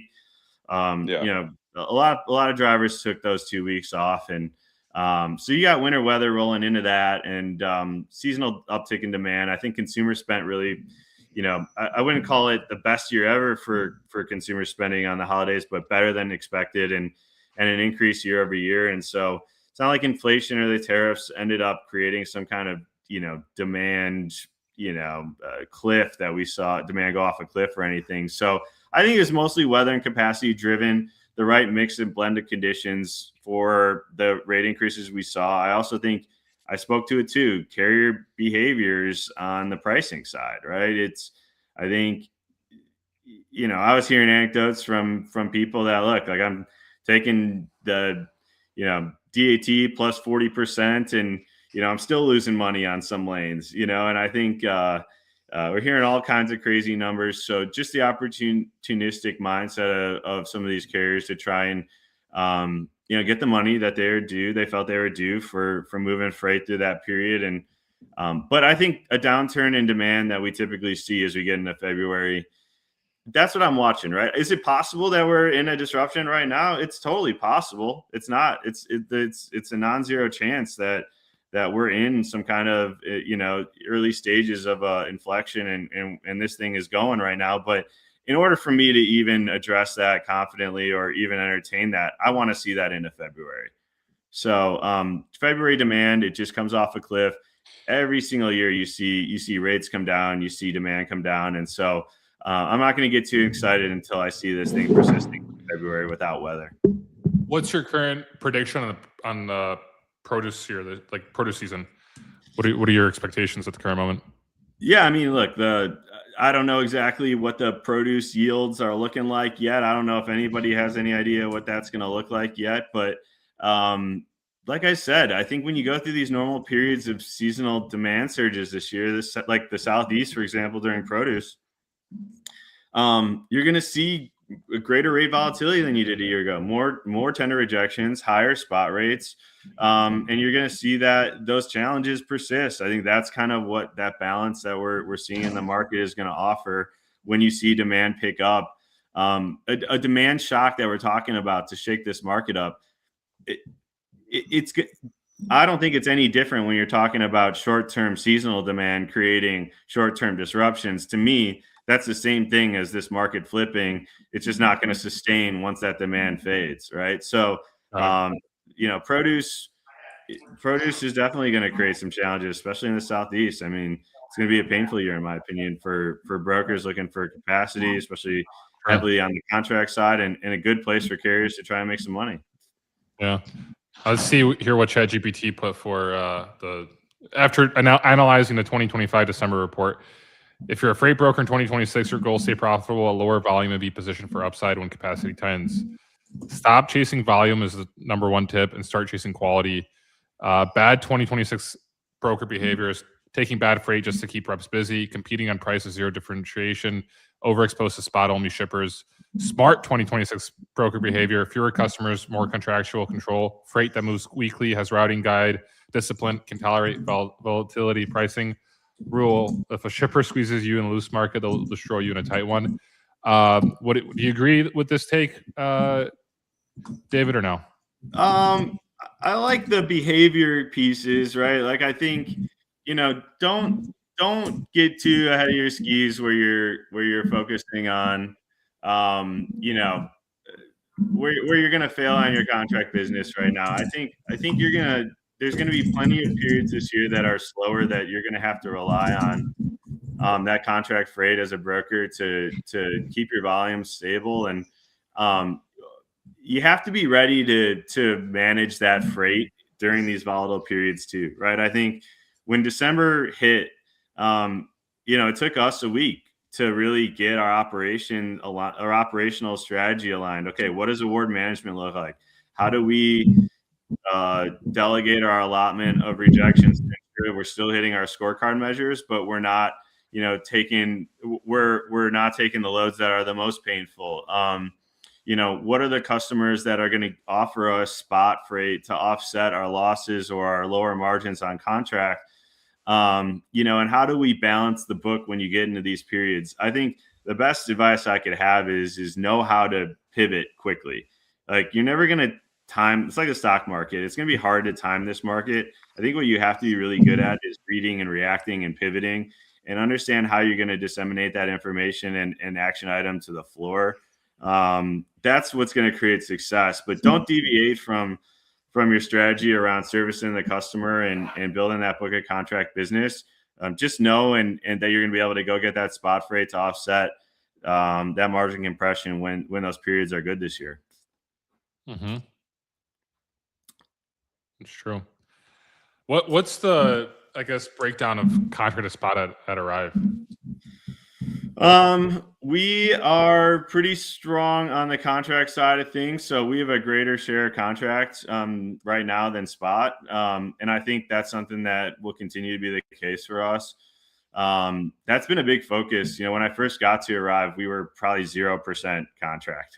Maybe we had a couple of contract lanes, but really a lot of the lineage of Arrive is command transportation, which was a almost purely spot business, right? And I came over from AFN and we were 75% contract or something like that, with 90% of our book on our top 20, 25 customers. And it was very enterprise contract heavy. And I thought, hey man, these command guys really know how to, eat what they kill every single day. They're hustlers. Yeah. Maybe they could benefit from learning how to buy and sell in wholesale a little bit. So it's been a really cool part of our growth story is how we blended some of these different models, whether that's our lineage from Coyote or AFN or Command, to kind of know how to execute all these aspects. And slowly but surely, our contract business offering has improved, and our ability to flex with our customers on that too is there through our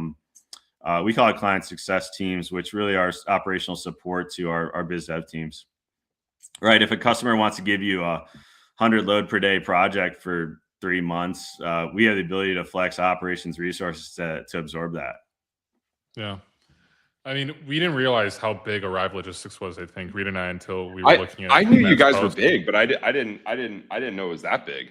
Yeah. I mean, it's cool. I mean, that puts you what is number 3, number 4, top 10? Yeah, I mean, we've been touting top 5, especially when you're looking at pure truckload. So, I mean, I think 4 is probably the landing spot I would say we're probably going to land at. But yeah, I think and 1, 2, and 3 are CH, Echo, and CH. On this one, it was at 11. This was at 2.4. Right now, you're at 2.7, right? That's what Matt put. 2.6. So and a lot of those have other modes in there. So I think when we kind of just strip it back to truckload, that's kind of where we think we're falling in that top 5 for 4 or 5 range. But we'll wait for the official scorecards to come out. Hey, David, are you so if you had to characterize yourself and your outlook on 2026, are you bearish, kind of bearish, neutral, kind of bullish, or like a bull?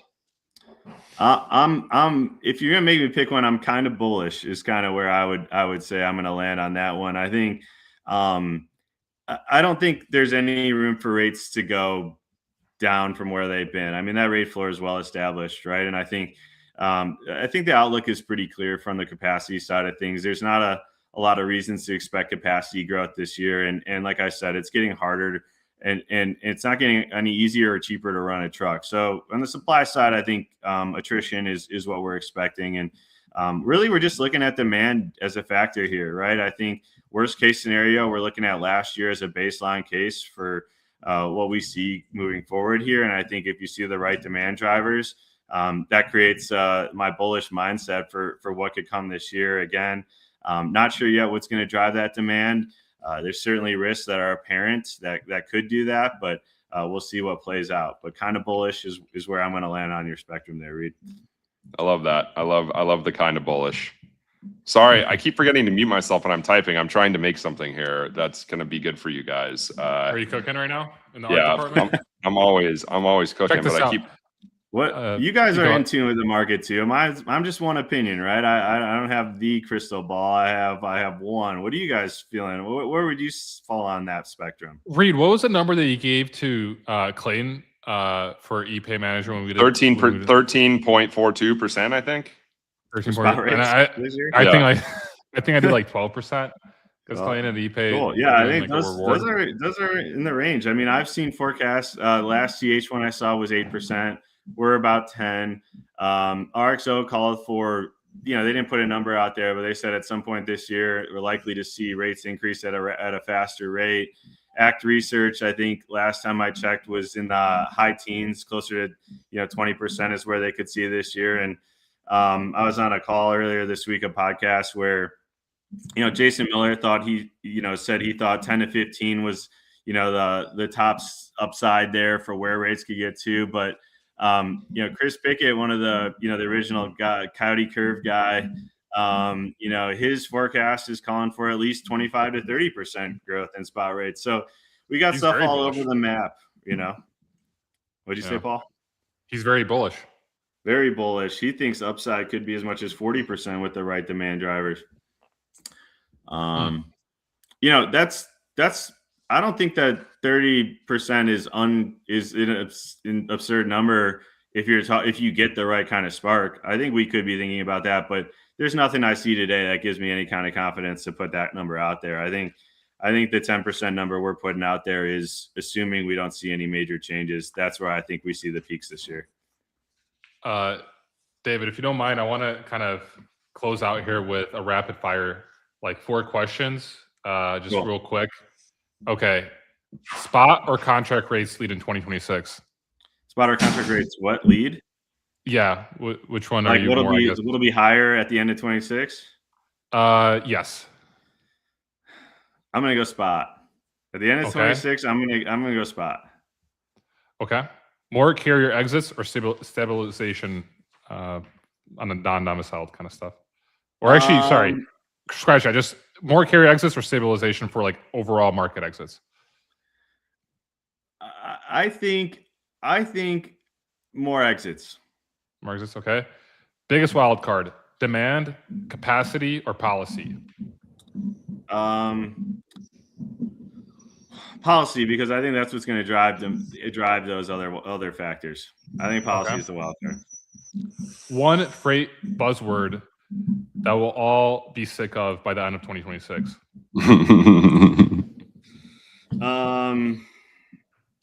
Are we already sick of tariffs as a buzzword? I mean, I think we're going to keep talking about tariffs. Tariffs are going to continue to be that buzzword this year that we're going to be sick of hearing about.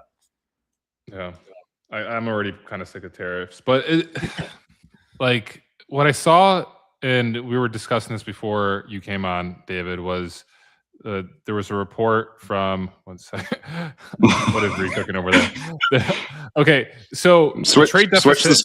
I will in a second. We'll close it off on that, Reed. But I'm just wondering if you could have a take on this, David. The trade deficit hit like it was the smallest since 2009. Like because of Trump's tariff moves, like, and we kind of discussed like the benefits of having a trade deficit. Like, is this because we're producing more? Like, I mean, what is your overall take on this? Like, is this something that you're looking at as well when you're thinking about like the market, or is this something that's completely outside of that?